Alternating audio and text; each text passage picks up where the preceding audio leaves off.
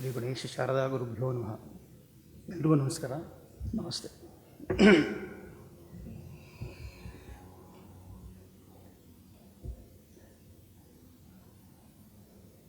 Yeah, I'd like to speak on, I'd like to speak on the symbolism of Pranava, what the symbol signifies. Sanketaha means a proper symbolic representation.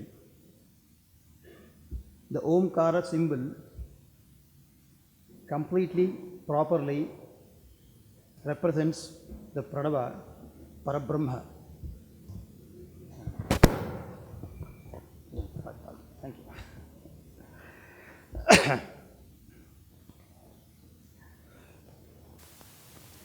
The invisible Parabrahma, by invisible I mean invisible to the naked eye, single in the beginning, desires to multiply itself, become two. It sports therefore with its energy, Shakti, and thus the whole visible world is created, produced.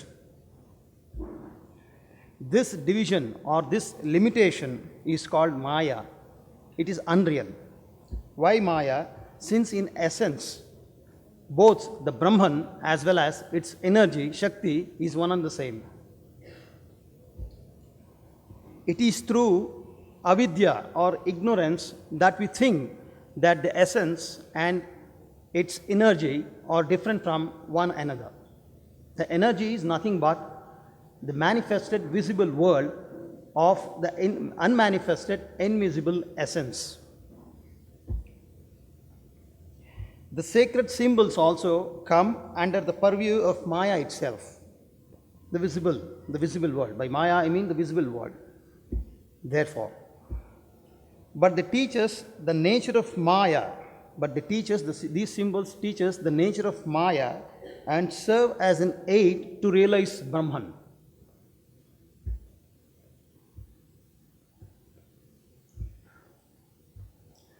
The Buddhists and modern scientists, they call this visible world as unreal, and they stop there. They call this visible world, the manifested world, as unreal, and they stop there. But the Vedanta argues further that behind the unreal is the real cause, Brahman, which can be realized through only experience, Anubhava, and not by any other pramana, authorities. Because if at all it were to be realized by any other pramana, it becomes limited. And yes, once a thing has got any limitation, no longer ceases to be the infinite Brahman or the essence. It no longer remains as infinity. Yes, this is the Vedanta does not point out that this is the nature of Brahman. The Vedanta, the scriptures or any other scriptures teaching about the Atma Vidya does not point out that this is Brahman, this is the nature of Brahman. It just indirectly uses some of the adjectives like Sachidananda to say that this is the nature of Brahman, existence, Sat, knowledge, Chit, Ananda, bliss. It is an adjective used, but not that this is Brahman, this is Brahman. It doesn't say that. Then what it does? The Vedanta teaches the nature of Maya, the nature of this transitory changing world. We all know that everything in the world is transitory. Every moment it is changing. Every moment it is changing. For example, take the example of a lamp. The wick is changing. The wick is really dissolving itself every second, every moment, but still you are seeing the same light. And after some time, the wick is gone. But it was there for some time. So this is transitory. It is changing.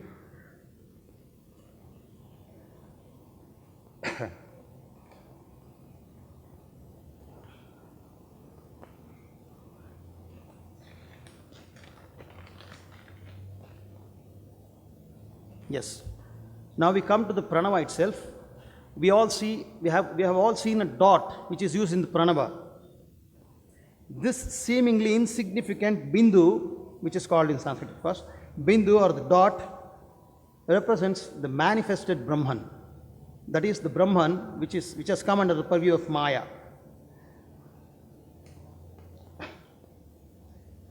total destruction of any object is not possible. Total destruction is not possible. Energy must exist in some form or the other, even after destruction. Yes. Though invisible to the naked eye, though the energy is invisible, for some time it is visible. After destruction, it is not visible, but it exists really. And that is Brahman. So what is destruction? It leads us to the definition of destruction. Destruction means going back to the cause, going back to the cause. So this is explained thus. If you go on breaking an object repeatedly, into smaller and smaller pieces, a state is reached where the minutest particle is no longer visible, but still it exists in some form, energy form. Yes, modern science calls this, of course, we all know, this smallest particle as atom. And for some time they were thinking that the atoms are indivisible. But today science know that atoms are in fact divisible, and we can reach other forms of energy levels as well.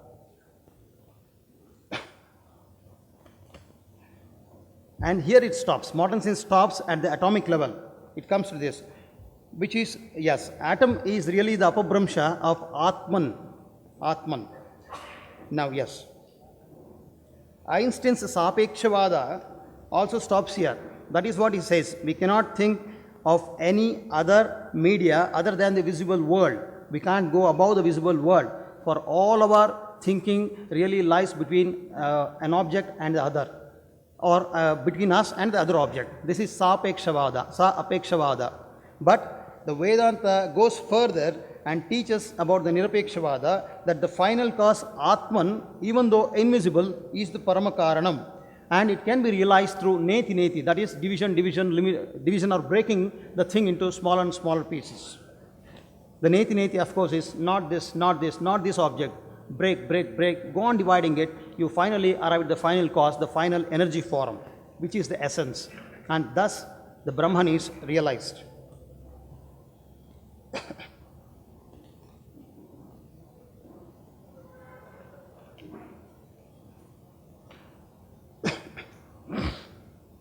Yes. Now, before creation of this world, there was nothingness or void. From that void, the Brahman manifested. The visible Bindu represents the manifested Brahman, as I said, of course.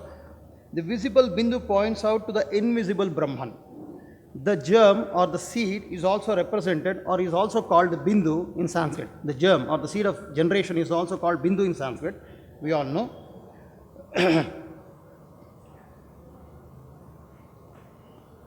This is one of the points, yes.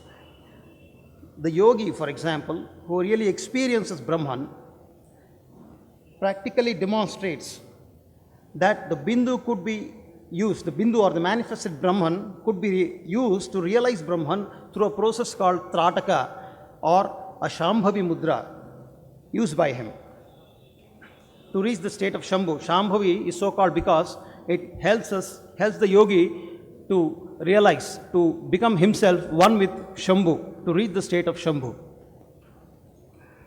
Yes, even in popular secular usage, we call the Bindu or the dot as the full stop, a point where the whole created world merges itself or comes to rest. It's a full stop, that's all.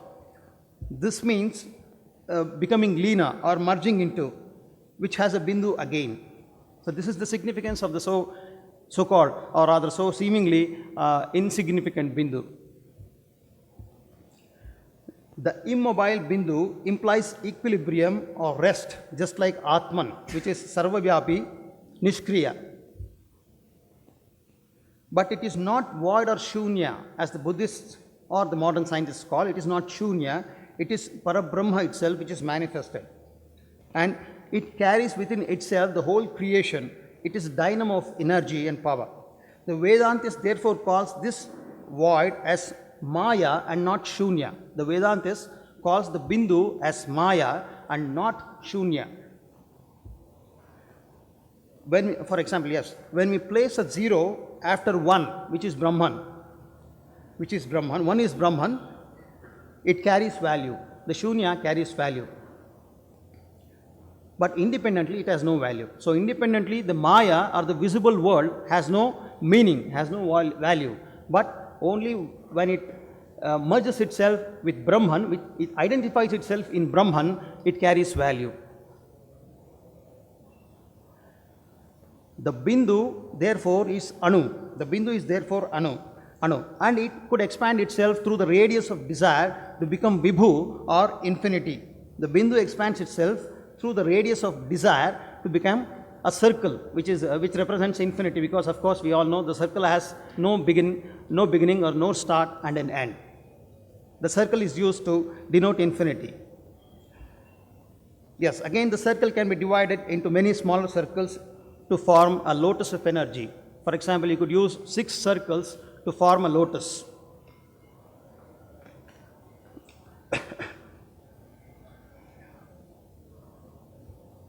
Again, we have the water bubbles also could be represented by the circles. The water bubbles could be represented by circles. In the beginning of creation, the Spirit of God was moving on the face of waters. Now, why water? Why water was first created?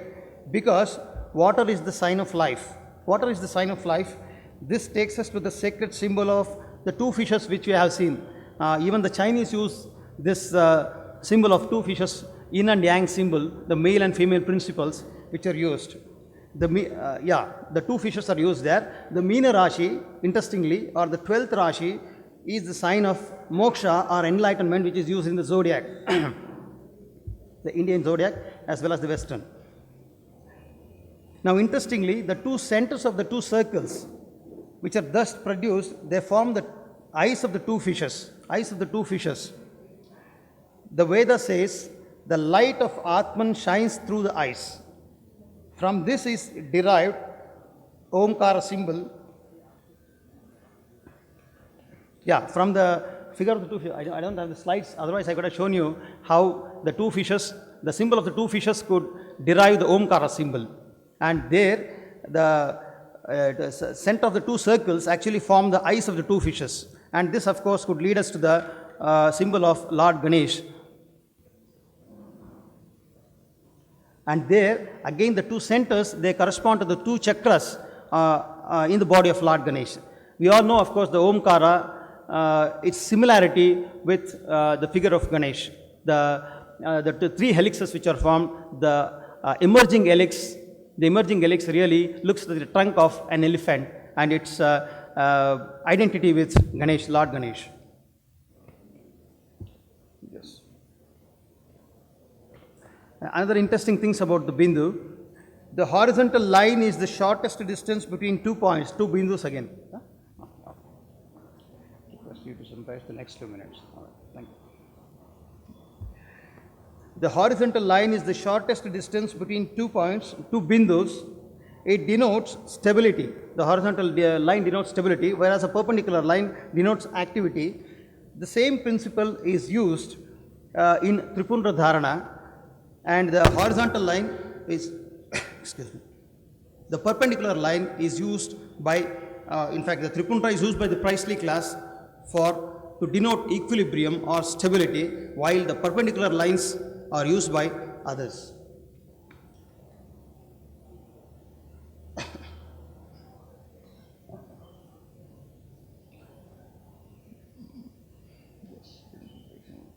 Yes.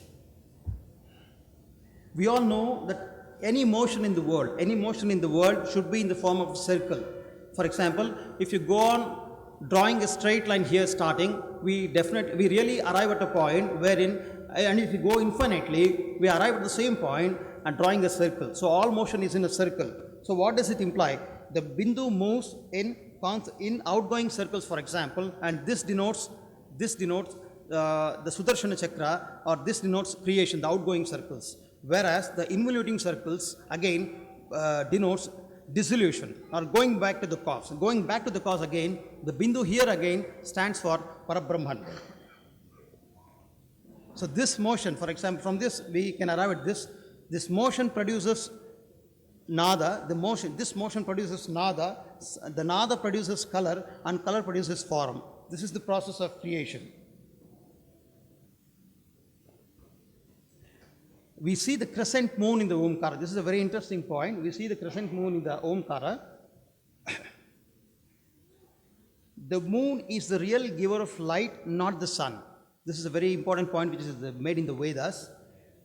The moon absorbs heat and light of the sun, but emits only pure light.